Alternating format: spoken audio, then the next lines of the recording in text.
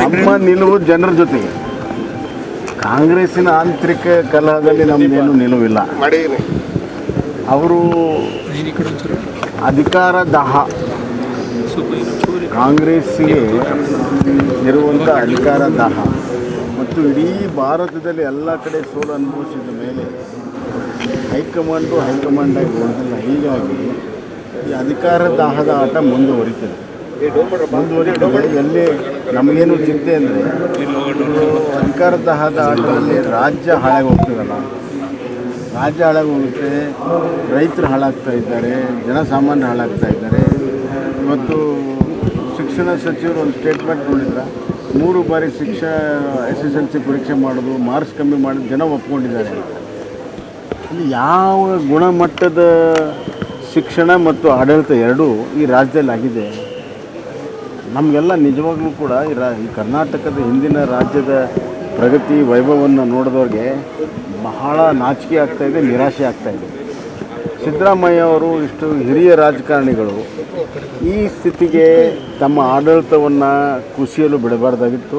ಭ್ರಷ್ಟಾಚಾರ ತುಂಬಿ ತುಳುಕ್ತಾ ಇದೆ, ಅವರು ಅಸಹಾಯಕರಾಗಿದ್ದಾರೆ. ಮತ್ತು ಎಲ್ಲಕ್ಕಿಂತ ಹೆಚ್ಚಾಗಿ ಅವರು ಏನೋ ಈಗ ತಾನೇ ಒಬ್ಬರು ಮುಖ್ಯಮಂತ್ರಿ ಆಗಿದ್ದವರು ನಾನು 5 ವರ್ಷ ಮುಖ್ಯಮಂತ್ರಿ ಇರ್ತೀನಿ, 5 ವರ್ಷ ಮುಖ್ಯಮಂತ್ರಿ ಅಂತ ಎದೆ ಬಡ್ಕೊಳ್ಳುವಂಥ ಪರಿಸ್ಥಿತಿ ಬಂದಿದೆ ಅಂದರೆ ನಿಜವಾಗ್ಲೂ ಕೂಡ ಅವರ ರಾಜಕೀಯ ಜೀವನದ ಅತ್ಯಂತ ಕೆಟ್ಟ ದಿನಗಳು ಅಂತ ನನಗೆ ಅಲ್ಲ, ನನಗೆ ಗೊತ್ತಿಲ್ಲ. ನಾವು ಮೈಸೂರಿನವರು, ಸಿದ್ದರಾಮಯ್ಯವ್ರು ನನಗಿಂತ ಚೆನ್ನಾಗಿ ಬಲ್ಲರು, ಅವರ್ಸ್ ನೋಡಿದ್ದೀವಿ. ಆದರೆ ಸಿದ್ದರಾಮಯ್ಯ, ನಾನು ಒಂದು ಹಿಂದನೇ ಪತ್ರಿಕಾ ಹೇಳಿಕೆಯಲ್ಲಿ ಹೇಳಿದ್ದೆ, ಒರಿಜಿನಲ್ ಸಿದ್ದರಾಮಯ್ಯ ಇದ್ದರೆ ಅವರು ರೆಬೇಲಿಯನ್ ಹಂಗೆ ಸುಲಭವಾಗಿ ಬಿಟ್ಕೊಡೋಲ್ಲ. ಒರಿಜಿನಲ್ ಸಿದ್ದರಾಮಯ್ಯ ಇದ್ದರೆ, ಕಾಂಪ್ರಮೈಸ್ ಸಿದ್ದರಾಮಯ್ಯ ಇದ್ದರೆ ಏನು ಬೇಕಾದರೂ ಸರಿಗ. ಸೊ ಈಗ ಪರೀಕ್ಷೆ ಇರುವಂಥದ್ದು ಬೇರೆ ಯಾರ್ದು ಅಲ್ಲ, ಸಿದ್ದರಾಮಯ್ಯವ್ರ ಪರೀಕ್ಷೆ. ವೆದರ್ ತಮ್ಮ ಹಳೆಯ ಗಟ್ಟಿತನವನ್ನು ಉಳಿಸ್ಕೊಂಡಿದ್ದಾರೋ ಆ ಬಲ ಅವರಲ್ಲಿ ಇದೆಯೋ ಅಥವಾ ಕಾಂಪ್ರಮೈಸ್ ಆಗಿ ಆ ಬಲ ಕಳ್ಕೊಂಡಿರೋ ಸಿದ್ದರಾಮಯ್ಯ ಅನ್ನೋದು ಈ ಪ್ರಸಂಗದಲ್ಲಿ ಗೊತ್ತಿಲ್ಲ. ಅವರ ಆಡಳಿತ ಮಾತ್ರ ಭಾಳ ದೊಡ್ಡ ಬದಲಾವಣೆ ಆಗಿದೆ. ನಾನು ಹೇಳಿದ್ನಲ್ಲ, ಅತ್ಯಂತ ಕೆಳಹಂತಕ್ಕೆ ಮುಟ್ಟಿದೆ, ಪ್ರಗತಿ ಇಲ್ಲ, ಭ್ರಷ್ಟಾಚಾರ ಇದೆ, ಸ್ವಜನ ಪಕ್ಷಪಾತ ಇದೆ. ನಾವು ಮೊದಲಿನ ಅವರ ಒಂದು 5 ವರ್ಷಕ್ಕೂ ಈ ವರ್ಷಕ್ಕೂ ಭಾಳ ವ್ಯತ್ಯಾಸ ಇದೆ. ಸಿದ್ದರಾಮಯ್ಯ 1 ಆ್ಯಂಡ್ ಸಿದ್ದರಾಮಯ್ಯ 2 ಅಂತ ನಾನು ಪ್ರಾರಂಭದಲ್ಲೇ ಹೇಳಿದ್ದೆ. ಭಾಳ ಅಧಿಪತನ ಕೊಟ್ಟು ಈಗ ಸ್ಥಿತಿ ಯಾವ ಥರ ಕಾಣ್ತಾ ಇದೆ ನೋಡಿ. ನಮ್ಮ ಮೇಲೆ 40% ಆಡಳಿತ ಮಾಡಿದ್ದು ಶುದ್ಧ ಸುಳ್ಳು ಅಂತ ಆಗಿದೆ. ಅವರೆಲ್ಲ ಕಮಿಷನ್ನಲ್ಲೇ, ಜುಡಿಷಿಯಲ್ ಕಮಿಷನ್ನಲ್ಲಿ ಹೇಳಿದ್ದಾರೆ ಈ ಥರ ಪ್ರಸಂಗಗಳಿಲ್ಲ ಅಂತ. ಅದು ರಾಜಕೀಯ ಪ್ರೇರಿತವಾಗಿರುವಂಥ ಕಾಂಟ್ರಾಕ್ಟರ್ ಅವತ್ತು ಮಾಡಿದ್ರು.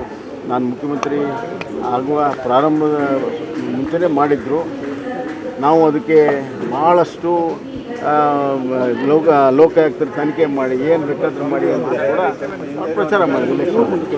ಈಗ ಪರಿಸ್ಥಿತಿ ಕಾಂಟ್ರಾಕ್ಟರೇ ಹೇಳ್ತಾ ಇದ್ದಾರೆ, PWD ಇರಿಗೇಷನ್ ಕಾಂಟ್ರಾಕ್ಟರ್ ಹೇಳ್ತಾರೆ 80% ಆಗಿದೆ ಅಂತ.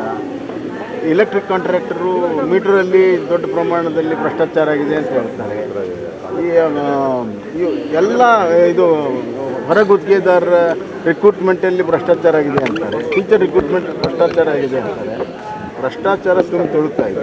ಈಗ ಎತ್ತಿಂದ ಅವರು ಉತ್ತರ ಕರ್ನಾಟಕದ ಶಾಸಕರನ್ನ ಭೇಟಿ ಮಾಡ್ತಾ ಇದ್ದಾರೆ, ಕುದುರೆ ವ್ಯಾಪಾರದ ಬಗ್ಗೆ ಚರ್ಚೆ ಆಗ್ತಾ ಇದೆ. ಅಲ್ಲ, ಅದ್ರ ಬಗ್ಗೆ ನಾನೇನು ಕಮೆಂಟ್ ಮಾಡೋಕ್ಕಾಗಲ್ಲ. ಆದರೆ ಇಷ್ಟು ಮಾತ್ರ ನಿಜ, ಕಾಂಗ್ರೆಸ್ಸಿನ ಅತ್ಯಂತ